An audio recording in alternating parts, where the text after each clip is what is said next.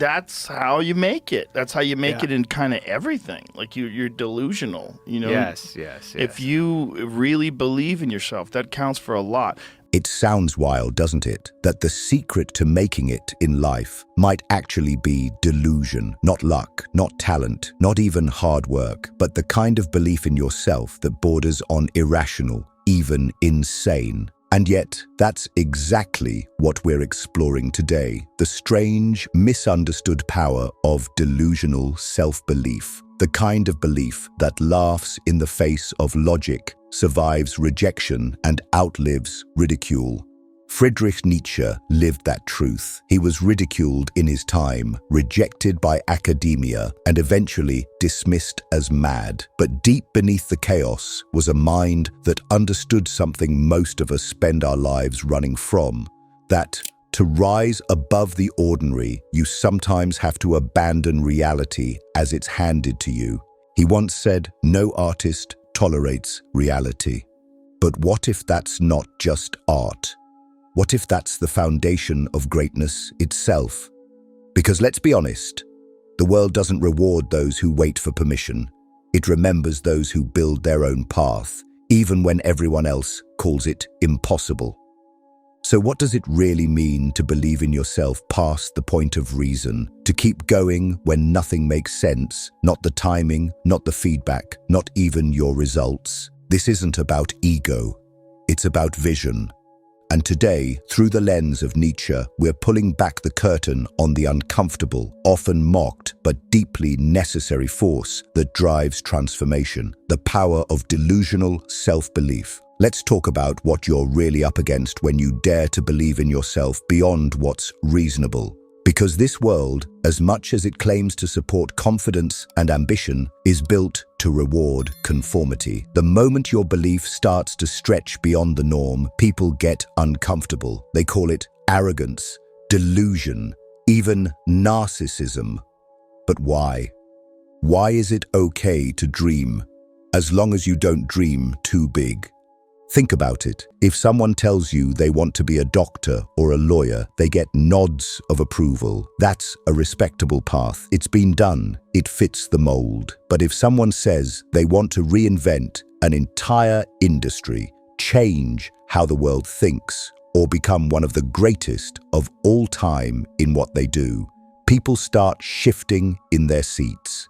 They laugh, they warn, they distance themselves. Because when you refuse to doubt yourself the way they've learned to doubt themselves, it exposes something in them. It reminds them of dreams they gave up on, and nothing threatens the status quo like someone who dares to believe they can bend it. We live in a culture obsessed with evidence, proof, credentials, metrics. If you can't show the results yet, your belief isn't just questioned, it's dismissed. And here's the irony. The people we celebrate today, the inventors, the icons, the revolutionaries, were often seen as delusional before they were recognized as brilliant.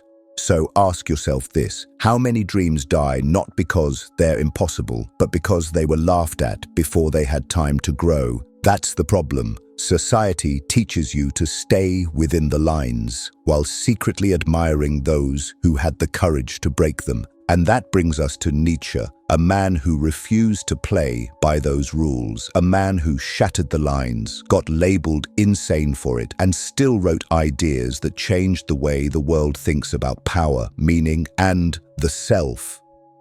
So how did he do it? How does someone stay loyal to their vision when the whole world tells them they've lost their mind? To answer that, you need to understand who Nietzsche really was. Not just the philosopher, but the human being behind the ideas. Friedrich Nietzsche lived most of his life in solitude. He battled chronic illnesses, crippling migraines, and near blindness. He was rejected by the academic world, dismissed by his peers, and largely unread during his lifetime.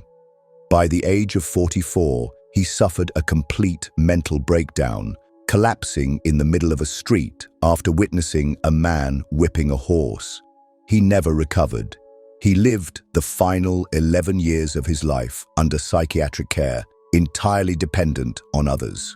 To most people, that sounds like failure, tragedy, proof that he was unstable. But here's the paradox. It was during these years of isolation, just before his collapse, that Nietzsche wrote the very works that would define modern existential thought. Thus spoke Zarathustra, beyond good and evil, the Antichrist, and exe homo, and within those pages is something radically powerful, a deep refusal to conform to accepted truths. He questioned morality, he challenged religion, he rejected herd thinking. He wrote lines like, "The individual has always had to struggle to keep from being overwhelmed by the tribe. If you try it, you will be lonely often, and sometimes frightened, but no price is too high to pay for the privilege of owning yourself." That's not just philosophy, that's survival. That's what delusional self-belief looks like in its rawest form, continuing to write, to speak, to believe, even when no one is listening. And let's be clear, Nietzsche knew he was misunderstood. In Exe Homo, he famously declared, "Hear me, for I am such and such a person. Above all, do not mistake me for someone else." That wasn't ego. That was a man trying to carve out space for his truth in a world that wanted to shrink him. Isn't that what so many of us are trying to do? To be seen for who we really are, not for what others expect us to be. And here's the deeper question. If Nietzsche had conformed, played it safe, stayed silent, would his ideas have ever survived? Probably not, because history doesn't remember the well-behaved. It remembers those who were relentless, even when it broke them. So what exactly gave Nietzsche that kind of strength, that fire to keep pushing, keep writing, keep believing, even as everything around him crumbled? It was something he called the will to power. Now, let's be clear, this wasn't about domination or controlling others the way the phrase might sound today. Nietzsche's will to power was deeper than that. He saw it as the fundamental driving force of human life. Not survival, not pleasure, but the inner urge to grow, to expand, to rise above limitations, even in the face of pain and rejection. He wrote, "Life itself is will to power, not comfort, not peace, power, not over others, but over yourself, over your fear, over your conditioning, over your past." This is where delusional self-belief becomes something sacred, because the will to power demands that you create meaning for yourself, especially when none is handed to you. In Nietzsche's world, there is no divine script, no destiny written in the sky. You write it. And the ink, that's your belief, your irrational, stubborn, almost foolish belief that your life can become something more than what the world expects of it. And here's the part that most people miss. Nietzsche wasn't glorifying suffering. He was reframing it. He believed that pain wasn't the enemy, stagnation was. Growth often hurts, and belief is what helps you push through that hurt without losing yourself. Modern psychology now echoes some of this thinking. According to a 2020 study published in Nature Communications, people who held firm internal motivations, a sense of self-directed purpose, showed higher emotional resilience and better cognitive performance under stress. In other words, the people who keep going aren't always the smartest or most skilled. They're often the ones who believe irrationally that they can. So let me ask you something. When was the last time you pushed through, not because it made sense, but because something inside you refused to quit? That's the will to power. That's the root of self-creation. Nietzsche didn't want you to fit in. He wanted you to become. And to become, you have to believe in a version of yourself that doesn't exist yet, at least not in anyone else's eyes. But this raises a real question. If this kind of belief is so essential, why do most people still dismiss it as delusion? The answer lies not in Nietzsche's life, but in how our modern world views belief itself. Let's talk about what happens when this kind of belief, the will to power, shows up in real life, in people you've probably never heard of. People who didn't just beat the odds, they ignored them. Delusional self-belief isn't just philosophical, it's practical. It's being lived out right now, quietly, in corners of the world where people are chasing visions no one else understands.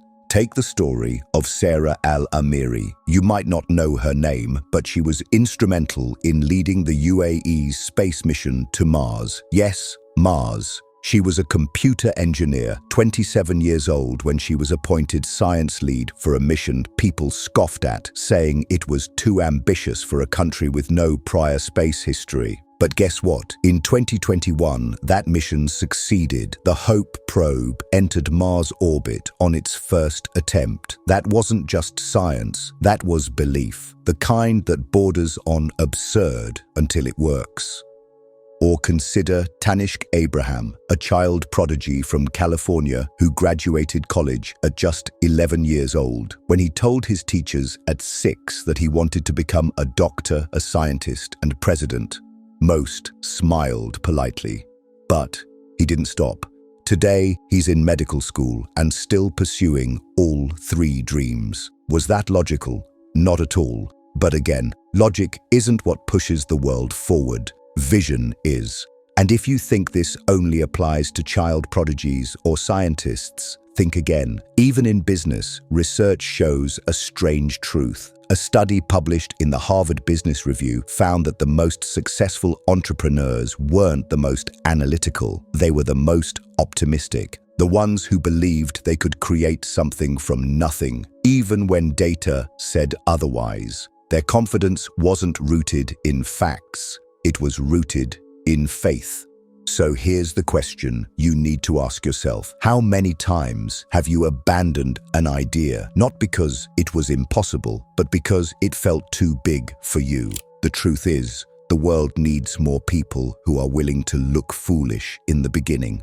People who are willing to be misunderstood, mocked, underestimated, all in the service of something bigger than ego, the pursuit of what could be. Nietzsche would call this the act of becoming, and becoming isn't linear. It's messy, it's lonely, it's often mistaken for madness. But what happens when that madness actually starts to consume you? Where's the line between delusional belief and total collapse? Because Nietzsche didn't just flirt with that line, he crossed it. So let's be honest now, where is the line? How do you know if your belief is visionary or if it's slipping into something self-destructive? This part of the conversation matters because while delusional self-belief can be fuel, too much of it without grounding can burn you alive. And Nietzsche, he's the clearest example of that paradox. His brilliance and his unraveling happened almost simultaneously. Here's what you need to understand. Nietzsche wasn't just writing theory, he was living under enormous mental strain. He once said, "Great intellects are skeptical, but skepticism turned inward can spiral fast." Combine that with isolation, rejection, and physical illness, and you get a dangerous cocktail. In January 1889, Nietzsche suffered a mental collapse after witnessing a horse being whipped in the streets of Turin. He threw his arms around the animal, sobbing, and never returned to his previous self. Some say it was syphilis-induced dementia. Others point to bipolar disorder or extreme stress. Either way, his mind, the same one that gave the world "Thus Spoke Zarathustra," eventually caved under the weight of its own intensity. So what does this teach us? That even the strongest minds can crack without balance. That unchecked belief, especially when isolated from reality and community, can tip from courage into delusion. Not the useful kind, but the kind that disconnects you from the world entirely. In today's world, we still see this pattern. People with massive dreams who spiral into obsession, who ignore all signs of burnout, and who equate rest with weakness. And yet, psychology tells us the opposite, that high self-belief combined with emotional regulation is what predicts sustainable success, not just ambition on overdrive. So ask yourself, is your belief lifting you, or is it starting to eat away at your peace? Because the truth is, even visionaries need grounding, even creators need anchors, and even those who dream beyond the stars need to know how to return to Earth. But here's what makes Nietzsche's story so powerful. Even after his mind gave out, the words he left behind continued to expand. His legacy didn't die with him. It evolved, it challenged generations, it forced people to rethink themselves. So maybe the lesson isn't to avoid the edge. Maybe it's to walk it carefully, deliberately, and to know when you need to step back. Because the goal isn't to burn out in brilliance, it's to stay lit long enough to become who you were meant to be. And that brings us to the turning point in this journey, the part where we stop just analyzing belief and start reclaiming it. So let me ask you something. What would it look like for you to embrace a necessary delusion? That's the heart of this next point, learning how to turn belief into transformation without apology. Because here's the truth, everyone who's ever changed their life, their industry, or their identity started with a belief that seemed ridiculous at first. They didn't wait for validation. They acted before anyone else could see the vision. And often, that first step, it feels a lot like delusion. But here's the shift. It's not about lying to yourself. It's about choosing which truth you live by. Do you live by the truth that says you're limited by your past? Or do you live by the truth that says you're capable of becoming something entirely different, even if there's no proof yet? Psychologists call this self-fulfilling prophecy. If you believe you're capable, you're more likely to take actions that align with that belief, which leads to results that reinforce it. A 2011 meta-analysis in Psychological Bulletin found that individuals who possessed a strong sense of self-efficacy, the belief that they could influence outcomes, performed better in academics, careers, and physical health. And that belief, it didn't come from evidence. It came first, then the evidence followed. You see, necessary delusion is the seed. Reality is what grows out of it. You don't wait for confidence to show up. You build it. One small win, one risk, one moment of choosing to speak up, try again, or stand alone, even when your voice shakes. Think about people in your own life. Maybe it's someone who started a business from scratch. Maybe it's a friend who left a stable job to chase art, or someone who went back to school at 40 because they still believed they could start over. They weren't being irrational, they were being alive. Nietzsche believed we are not fixed beings. We are becoming. He said, no one can build you the bridge on which you, and only you, must cross the river of life. So the question becomes, what bridge are you refusing to build because you're afraid of looking foolish? Because if you wait for certainty, you'll be waiting your entire life. But if you move with conviction, even shaky, imperfect conviction, you start becoming the person you were always capable of being. That's the kind of belief that doesn't just inspire others, it reshapes you. And Nietzsche understood this better than most. He didn't just teach it, he lived it. Even in pain, even in exile.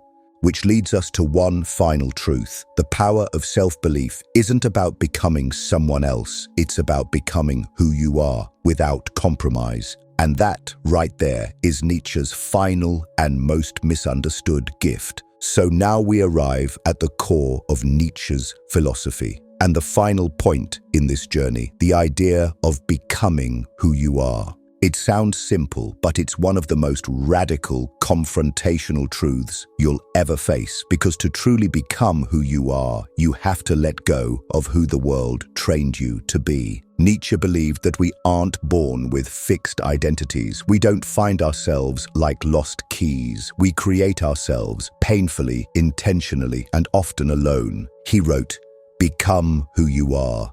Do what only you can do. Be the master and sculptor of yourself."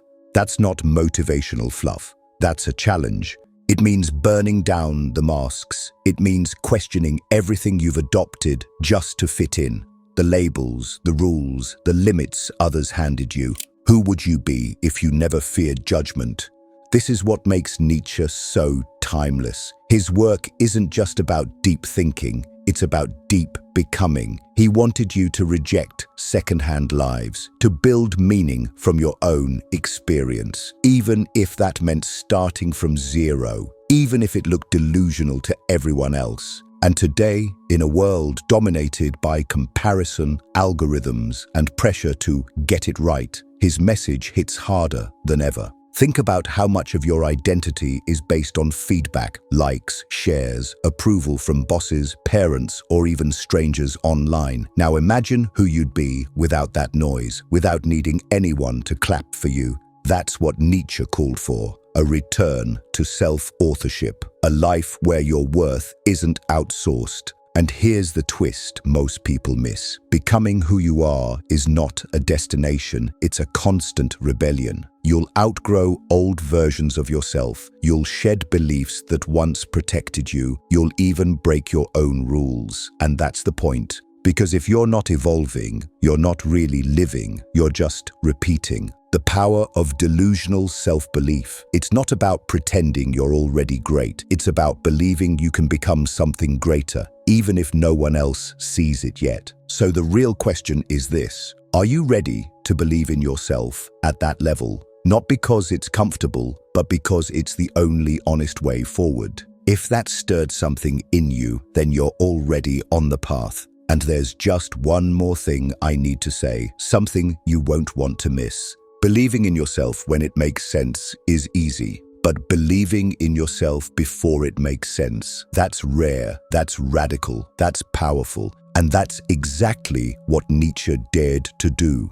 He wasn't validated in his lifetime. He wasn't cheered on. He wasn't discovered by chance. He wrote in silence, in pain, in madness, but with unwavering conviction. And now, his work shapes everything from philosophy to psychology, from leadership to self-help. Not because he was perfect, but because he believed before there was proof. That's the message I want you to carry. Your delusion, the one people mock, the one you second-guess when you're tired or alone, might be the seed of something the world desperately needs. Don't abandon it too early.